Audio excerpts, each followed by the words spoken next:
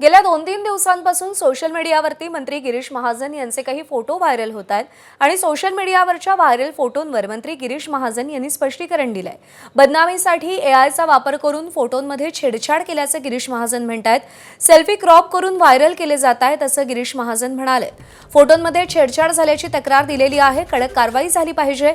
Social मीडियावर photo share करणाऱ्यांवरही कारवाई व्हावी असं महाजन म्हणाले। ती माझ्या मित्राची मुलगी आहे, त्यांचे आणि आमचे कौटुंबिक संबंध असल्याचंही महाजन म्हणाले। कौटुंबिक कार्यक्रमातले फोटो मॉर्फ केले असं गिरीश महाजनांचं म्हणणं आहे।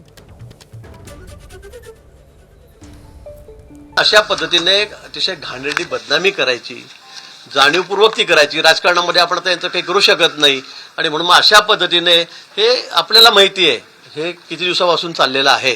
याच्यामध्ये अनेक लोक तोंड कसे पडलेले आहेत हे माहिती आहे, माझ्या बदनाम्या कशा पद्धतीने चाललेल्या आहेत याची आपल्याला कल्पना आहे।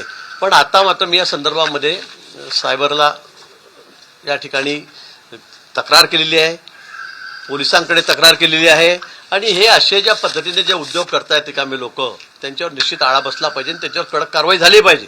मी माननीय मुख्यमंत्री महोदयांशी बोललेलो आहे, त्यांनाही पत्र दिलेलं आहे। याचाही वापर इतका चुकीचा चाललेला आहे की कोणाकोणाला आयुष्यातूनच उठावं लागेल की काय, अशी परिस्थिती या ठिकाणी निर्माण झालेली आहे।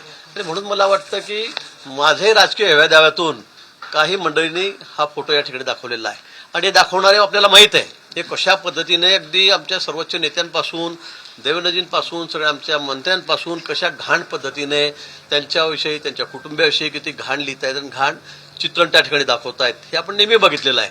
आणि म्हणून या संदर्भामध्ये मी तक्रार सुद्धा केली।